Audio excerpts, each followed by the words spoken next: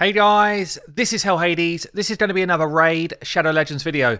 So guys, it is time. It is time to test Hexia with Gurptuk. It's one of the buffs that I was most interested in, just seeing what does this do. It's very situational, very based on do you have two champions, but I guess Hexia will test whether she's good anyway. But specifically, I'm interested to see if she can be run alongside Gurptuk to massively spike some damage. So why do I think she's going to be so good with Gurptuk, or why should she be good with Gurptuk? She's got just a decreased defense on her A1. This is just a reasonable ability, I guess, if you're looking for someone to come into a clan boss, or if you're looking for someone to come into like a faction wars boss fight. Anywhere really where you've got to try and put a single target decreased defense out. Even, you know, something like a boss situation for Spider or whatever, but it's not perfect for that. Basically what it says here is 40% chance to place it. This chance increases by 20% for each debuff placed on this champion. So with Gurptuk in the team, this becomes a 100% place. So that's quite interesting. Second ability then, 3-turn cooldown, attacks one enemy, grants an extra turn and places a 50% increase attack buff on this champion if this attack kills someone. So this is not a clan boss ability, but the second part could be. So damage increases by 7.5% for each debuff on this champion, stacks up to 30. So with Gurptuk again, she's going to gain an extra 3 debuffs on her, 22.5% damage. Plus, if she kills stuff, she's going to be gaining increased attack on herself. Kind of cool. I'm interested to see what sort of multipliers this has got. Is it going to be like a crazy ability, or actually am I wasting my time and my resources? And then the third ability then attacks one enemy, heals this champion for 15% of the damage inflicted. So it's like a mini life steal kit built in. The heal increases by 10% for each debuff on this champion. So that's a lot, by the way. That's a lot. Like 15% increases by 10% for each debuff. Depends if that is literally like it goes from 15 to 25 to 35 to 45%, or if it's like 10% of 15, so it actually goes 16.5, 18, 19.5. Probably it's the second of those, otherwise it's ridiculous. Like 45% healing coming off one ability would be insane. So I think it'll probably spike up somewhere close to 19.5%, which is still really, really strong. Also places increased speed on this champion. So her kit, guys, is actually really good. Her kit's really good. She's got built-in lifesteal. She's got decreased defense. She's got what should be a ton of damage on this move here. So she's got an aura, which is faction crypts. That's fine. So what I'm going to do, I'm going to build her out for clan boss and kind of dungeon content. Don't think she's going to be like an arena champion. She doesn't have any AoE, doesn't have any control, that type of stuff. But maybe with Gurptuk, she can do some work. You'll see my Gurptuk is kind of like half built. It's a shame he's not undead as well. Like that would be so cool for faction wars to pair these two up. There's not many champions in the game. I don't even know if I can think of any which automatically throw debuffs onto your team. I don't know if there's any others which do what Gurptuk does to really like empower Hexia. Comment below, guys, if you can think of some. I know like a Cult Brawler does it to himself, but I mean like someone else who does it to the whole team. I can't think of anyone. I'm going to do a masteries now. I'll get her built out and then I'll show you what we've done. Okay, so what have we done? As ever, when we're trying to do a guide to see if we were impressed or not, I've built her just to do some damage. So she's not very fast.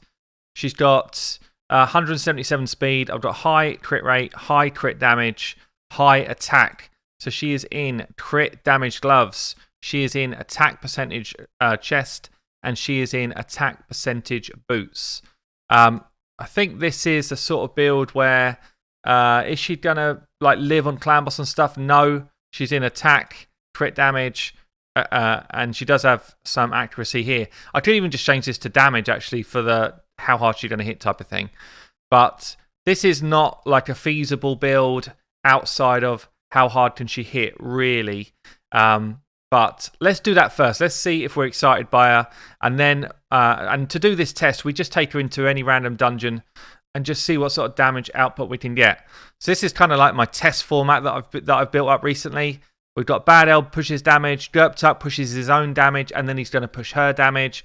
Draco lets us drop defense and stuff, and Arbiter increases attack. So this is kind of like my benchmark. Some of the big legendaries out there right now, she's also good affinity here, that like Kandrafon and a few of those guys, I've been slamming individuals for a couple of 100k. That's like the benchmark of solid level of damage at the moment. Now, bearing in mind, she is a single target hitter. So, we should see some pretty sexy numbers if she's going to be legitimately on the cards. So, what have we got then? We've got Poisons Out, which boosts the damage through Bad Elb. We've got Poisons on Us, which boosts her damage. And then we're going to go for her skill, which also boosts damage as well. So, she should get an extra turn from this if she kills someone. I'm going to go for someone with full health because I'm hoping this is going to hit hard. Come on then, Hexia. What you got? What have you got? 100k no kill. That's not the best. That is not the best. Let's try and scale back round to a next ability. I was really hoping for like a one-shot there. I've got to be honest. I am disappointed. I'm disappointed with that. I was hoping for a one-shot on that. Let's see what our A3 does. A3 then, she's still got increased attack up. So this is a direct heal and damage dealer. Let's see what this does on Hoarding here. 180, that's more like it. Okay, so we've got 180, plus it puts increased speed on. So what would I say to that so far? A good level of damage. But considering the gear she's in, it's not bonkers. It's not bonkers. Okay, let's come out of this and let's try somewhere else. Okay, so the setup for this is I'd say it's kind of unrealistic, really. But saying that, I mean, on this team that I'm fighting, I've managed to get it away. But basically, I've gone for Gurptuk in an arena team. He's put our debuffs out. We've dropped their defense with Madame. Interestingly, I thought I'd almost never be able to find this fight, but it seems to have worked. Look at Seeker here. It looks really weird. It seems to have worked. So we've got the 3 debuffs on me, which is going to spike 22.5% extra damage, plus 22.5% extra damage. We've got drop defense and all of them. She doesn't have increased attack on. I can't squeeze that into this build. I probably could have done if I'd had Arbiter in here instead of Sifi, I guess. So let's try the Mountain King as a first hit. 100k, plus she gets another turn and she gets increased attack. So 100k there, slam. I guess we try him. 114k. So I mean, it's almost impossible to make that work, I'd say. Like, I'm showing you best case scenario. Am I going to find another arena team? Just happen, like, believe it or not, this is the first arena team I've actually tried to fight and I've got it away. But I can't see Gurptuk really being an arena meta champion. Let's see what her A1 does. Still 51k. She's not in arena. She's not in an arena kind of setup here in terms of gear. What am I saying? No, she's not in. What was I going to say? Oh, she does have masteries for the arena. She's got masteries for pretty much anything else. So, that's kind of cool place to be. What happens though if you're not able to get away her? Like Gurptuk on the same team. Let's see. A1, still 88k actually, without any decreased defense on there. A2, 57k, so still pretty strong. She's in good gear. She is hitting quite hard. She, maybe she can kill a couple of people on the arena teams if you build her out. But for me, it's probably not going to be a spot. Okay, so we're going to punch on into Clan Boss. I'm on Nightmare mode here. I've got to say, to make this work just requires so much of your space. Like, this is not a really well-defined team at all because I need someone in. I mean, I could put everyone in lifesteal gear, I guess, and then I don't need Grush. Grush is coming in for the leech ability. So I could pull him out, and then I've got one more spot. If I didn't have a Draco, then I'd need poison and I'd need decreased defense and weaken.